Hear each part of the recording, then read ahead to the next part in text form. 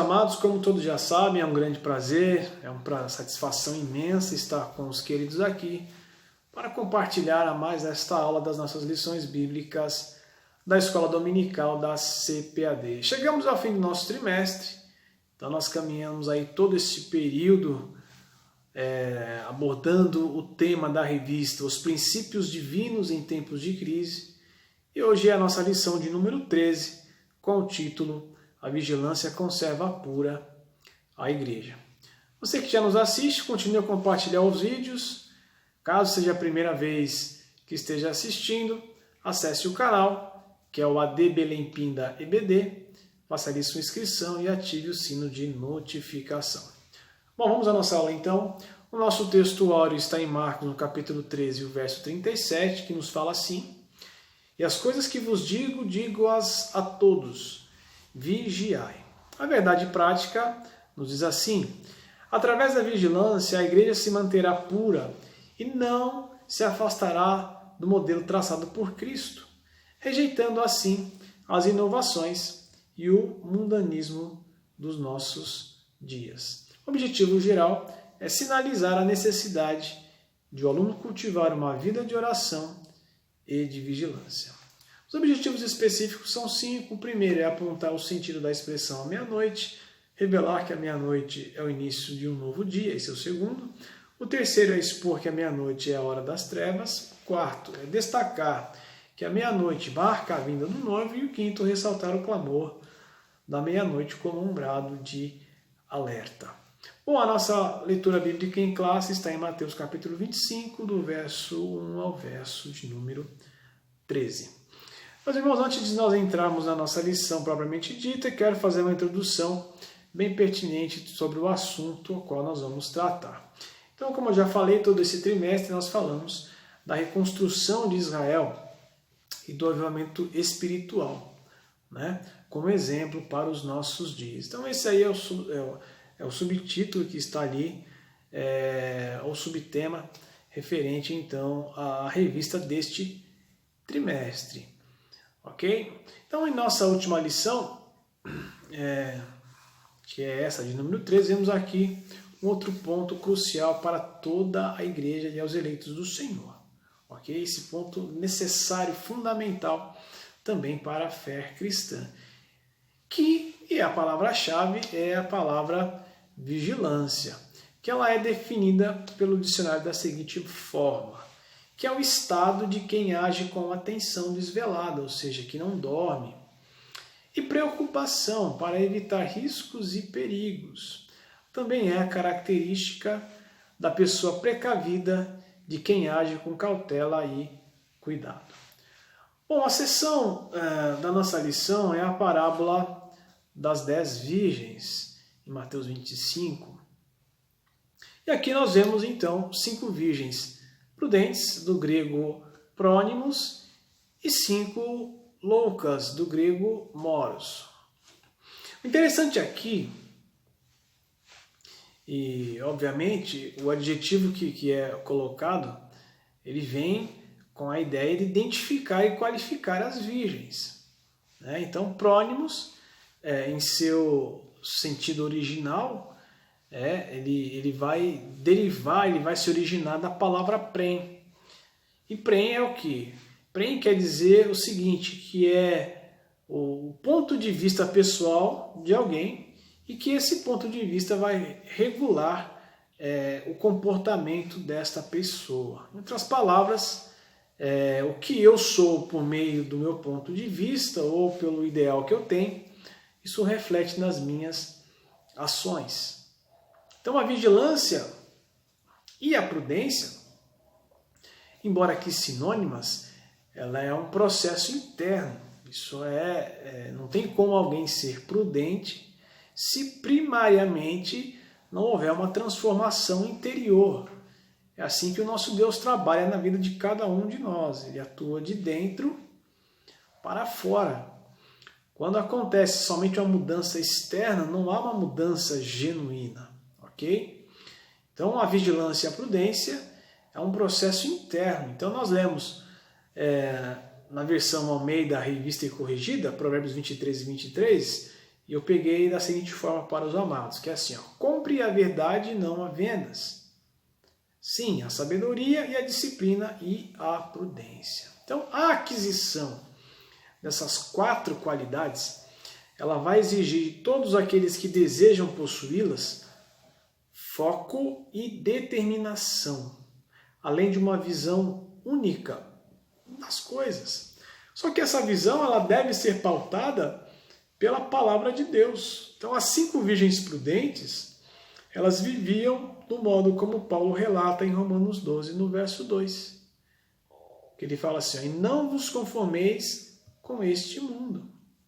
Elas se mantiveram firmes no propósito de escoltar a noiva para as bodas. Elas se mantiveram firmes no propósito de aguardar esse noivo chegar e elas acompanharem, no caso ali, a noiva até as bodas, até o local onde se consumaria a festa durante alguns dias ali. Então a parábola das bodas, ela é o desfecho de parábolas anteriores. Parábolas que vão identificar o que? A separação que vai ocorrer, né, do servo imprudente, no caso ali, e também daqueles que, por algum motivo, não estão vigiando, não estão preparados para esse momento tão esperado que é a volta do Senhor, no caso ali, sendo retratado como um casamento em Mateus 25. Então, as virgens prudentes, elas são o modelo da convicção de fé e esperança para cada um de nós, né? Pois o noivo virá em uma hora em que ninguém espera. Porém, para que a vinda do Senhor ela ocorra e eu possa desfrutar de tudo que Ele tem para nos oferecer, essa espera ela deve ser executada da maneira o quê? Com sobriedade e com a vigilância. Não deve ser um mero aguardar de qualquer forma, mas sim estar aguardando do modo como deveria sempre ser, preparados para o grande evento, não duvidando e, obviamente, bem acordado, bem desperto, bem vigilante. A palavra-chave vigia, né? No grego, olha que interessante, é gregorel, né? Então, como já citamos acima, é aquele que se mantém em alerta, que está acordado. Então, se nós analisarmos bem o que Paulo ele relata em 1 Tessalonicenses, no capítulo 5, no verso 10, nós podemos fazer uma analogia entre dormir como sendo morte e acordados como sendo vivos, né?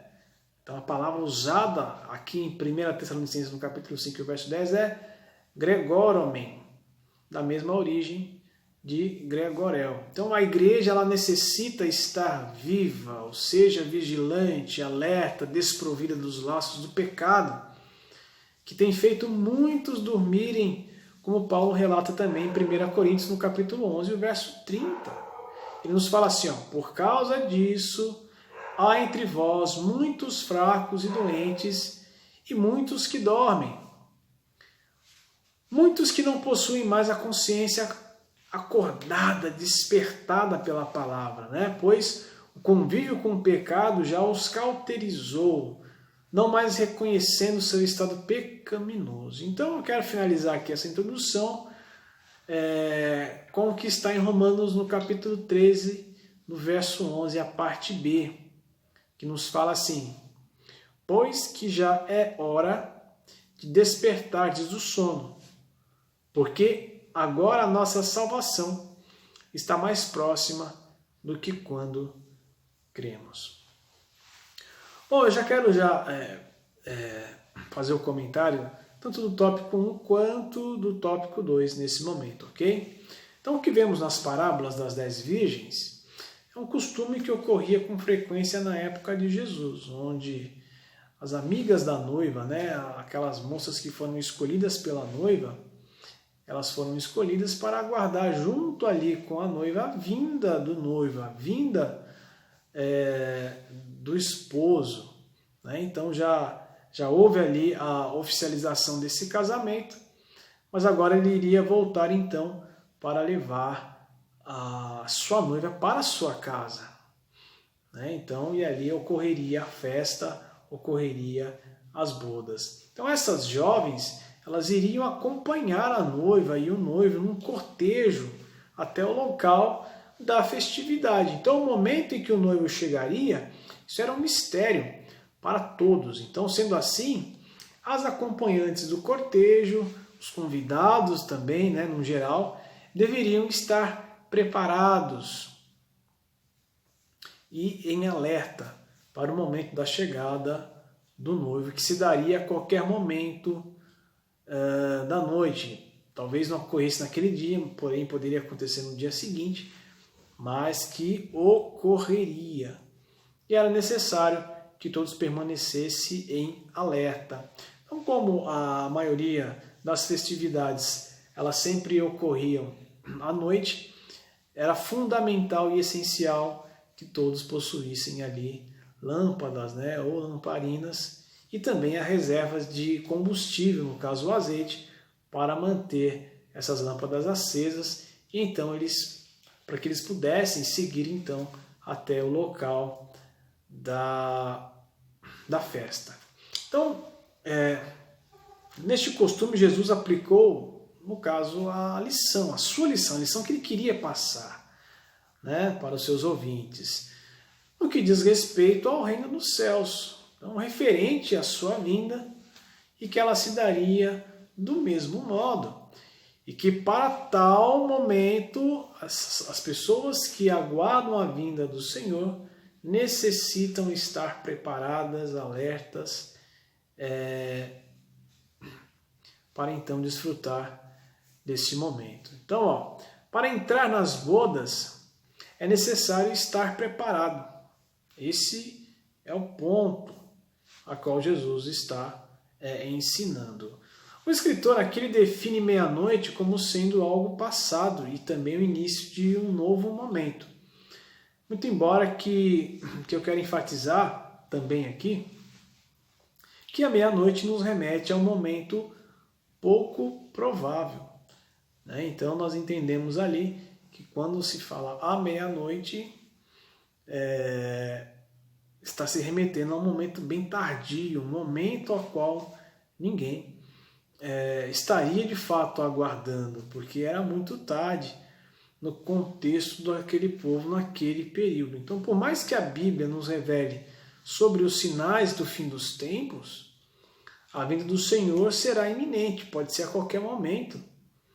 E essa vinda iminente que é o ponto crucial, onde pegarão muitos despreparados, pegará muitos que não estão vigiando e infelizmente vão acabar ficando fora no caso das bodas.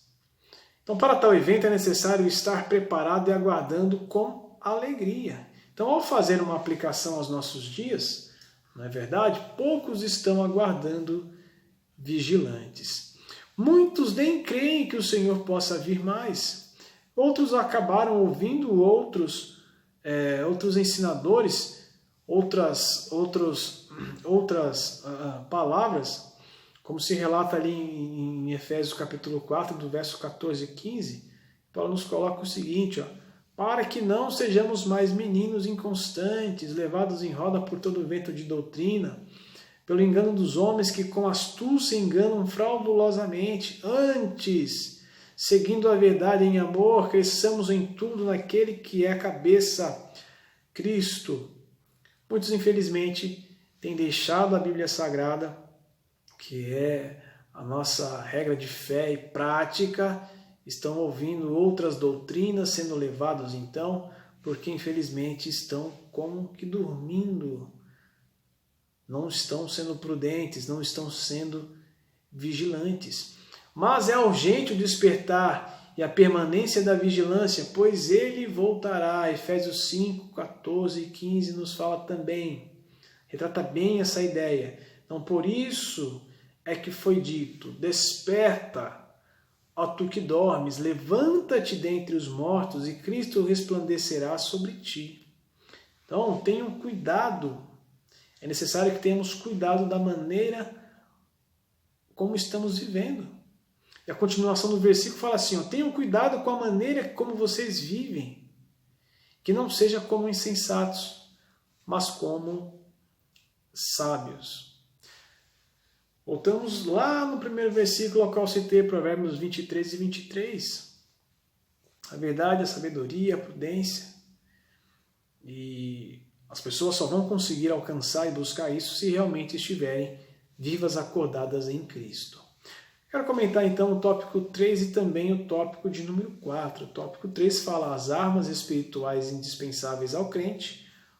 O tópico 4, meia-noite, a vinda do noivo. Né? Eu acabei não comentando os outros dois primeiros tópicos, mas só para reforçar aqui, então o primeiro tópico foi a meia-noite, o dia que já passou, e o segundo que é a meia-noite, o início de um novo dia. Bom, dentre o tópico 3 e o tópico 4, nós sabemos que o mal ele tem investido contra o bem. Né? Então, o mal tem lutado contra o bem. Isso nós vimos em todas as demais lições, onde o povo de Israel ali sofreu oposição por vários povos, pelos povos vizinhos, pelos reis. Né? Porque o mal está lutando contra o bem. E essa luta é incansável. Então, como vimos, aí é necessário que o cristão permaneça firme. Né? Então, há necessidade do combatente de Cristo permanecer como? Em seu posto, num firme propósito de cumprir as ordens do seu comandante. Quero fazer então essa comparação, essa analogia, como também está em 2 Timóteo, no capítulo 2, o verso 4, que nenhum soldado ele se deixa envolver pelos negócios da vida civil, já que deseja agradar aquele que o alistou. Então, se somos chamados de Cristo, estamos debaixo da sua graça e cremos nisso e queremos alcançar, né, no caso, os céus, é necessário que permaneçamos firmes neste propósito de cumprir, então, né, o desejo daqueles que nos chamou, que é Cristo. Então, do mesmo modo que Paulo nos dá o exemplo da panóplia romana, lá em Efésios 6, a panóplia, na verdade, é todo o traje, né, do soldado romano ali, né, como nós já conhecemos em Efésios 6. Ou seja, o soldado, quando ele ia para combate, ele ia preparado com toda aquela panóplia, porque sabia que iria necessitar de cada parte daquele traje. Nós, os cristãos, também necessitamos o quê? Estarmos revestidos com as armas espirituais para combater, então, aquele que tem afrontado a igreja. Né? Então, Efésios 6, ou seja, que é a armadura do soldado romano, que ela, do modo que como o soldado romano se preparava para o combate, assim a igreja ela deve estar armada, vestida com as armaduras espirituais, no caso, para conseguir vencer todo o bombardeio deste mundo, seja sobre a mente, seja a perseguição contra a igreja, seja uma perseguição não tão escrachada, mas um pouco mais velada, toda e qualquer afronta psicológica contra aquele que é cristão. Para resistir tudo isso é necessário estarmos revestidos com as armaduras espirituais da verdade, como Paulo relata em Efésios. E aí eu tenho que me fazer uso da oração, da leitura da palavra, do jejum, manter a fé acesa e firme nesse propósito de agradar ao Senhor, entender que nem tudo, como Paulo fala, é da vontade do Senhor, tudo me é lícito, mas nem tudo me convém.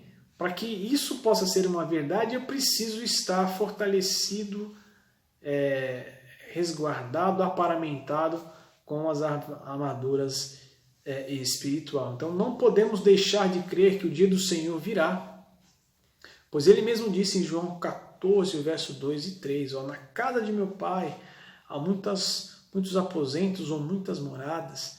Se não fosse assim, eu lhes teria dito, vou preparar-lhes lugar, e se eu for lhes preparar lugar, voltarei e os levarei para mim, para que vocês estejam onde eu estiver. Então vemos aqui a ideia do noivo que vai e retorna para buscar a sua noiva, como estamos vendo então aí na parábola das virgens em Mateus 25.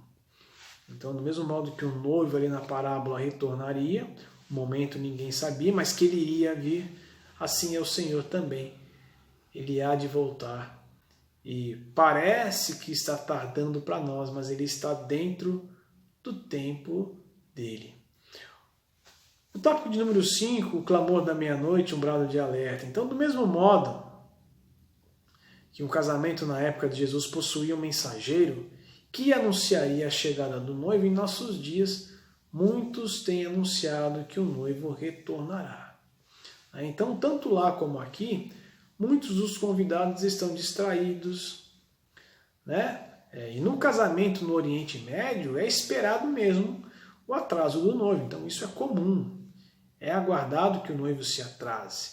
Então vemos aqui que 5 dessas virgens não se prepararam.